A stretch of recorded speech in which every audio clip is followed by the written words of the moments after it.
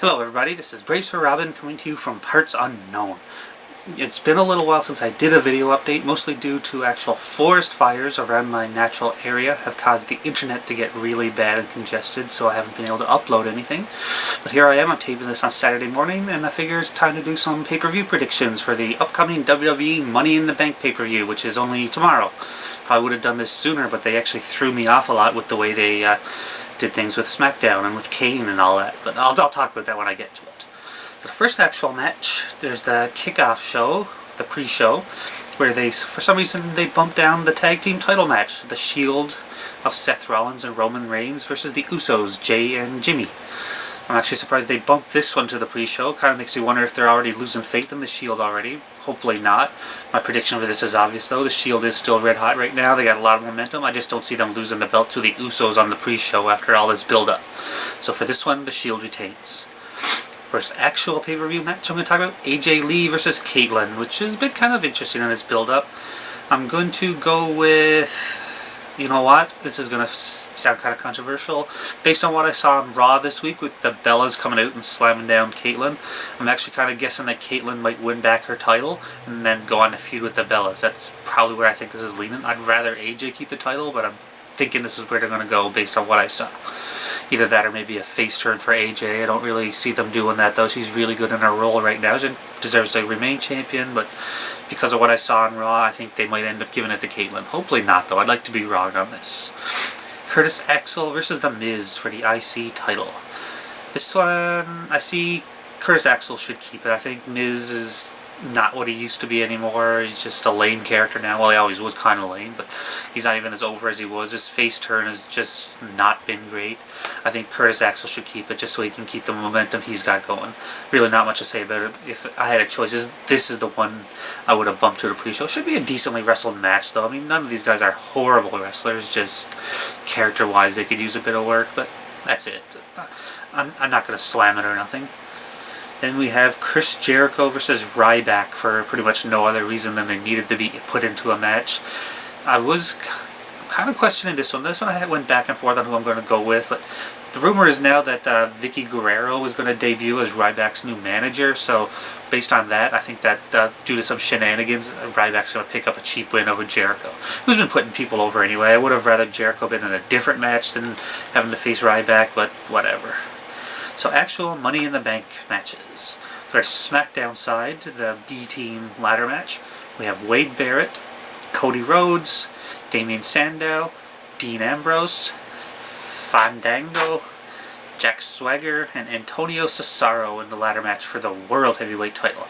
Really interesting that they did this one. It's really hard to pick a winner for this one. I thought I had to look over this a lot.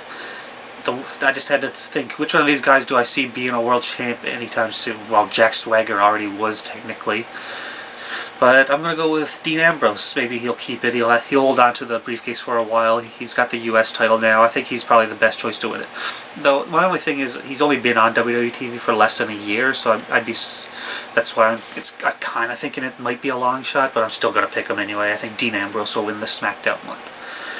So for the Raw one, the All-Star one, we have CM Punk, Daniel Bryan, Randy Orton, Sheamus, Christian, and the returning Rob Van Dam.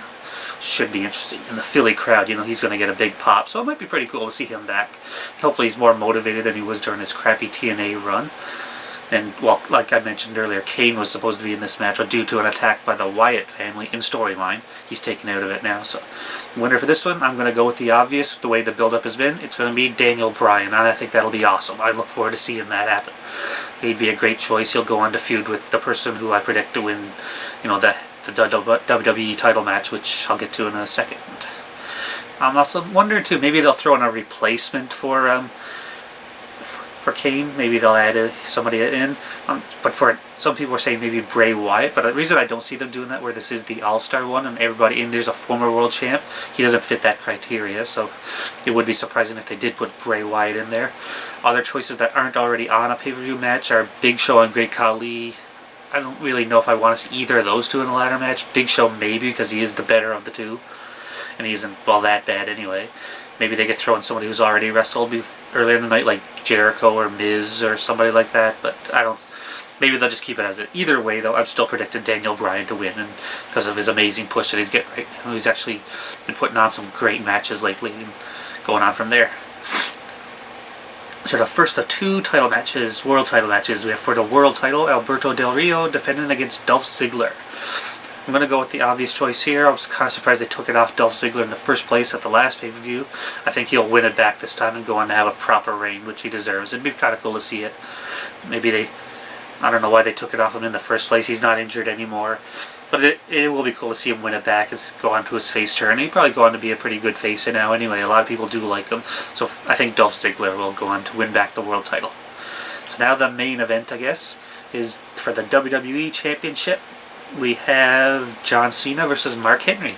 As much as I would like to see Mark Henry win, I don't think he's going to. I think John Cena will retain, and that's the guy that'll have feud with Daniel Bryan after he wins his briefcase. So that should be pretty cool to see. I really did like this angle building up to it, though, with the retirement angle. I remember watching it. I remember at the time thinking, man, wouldn't it be cool if he attacked Cena now? But I really didn't think he would. I was really convinced, like, halfway through the promo. I was like, wow, this is real. So he is retiring. But then he went and attacked John Cena. I thought that was really cool. I was impressed with that. The best I've ever seen Mark Henry is right now, and the most interest I've ever had in him or his character. And actually, for a match, making me care for a John Cena match, which doesn't happen often. Much better than the last Ryback feud that he had with, John Cena versus Ryback. Those matches were awful and the storyline was awful. So this is much better. So there's my predictions. I didn't miss anything. No, I'm looking at Wikipedia in front of me, so that's what I'm going by.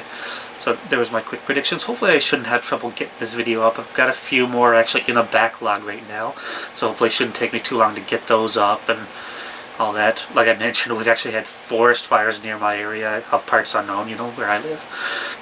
But we've had forest fires around the area, caused our internet to go down, and this caused me to be really inactive for a while. So I know I've been inactive before, but this time I've actually been motivated to do stuff, so it kind of sucks. I've been wanting to get something up.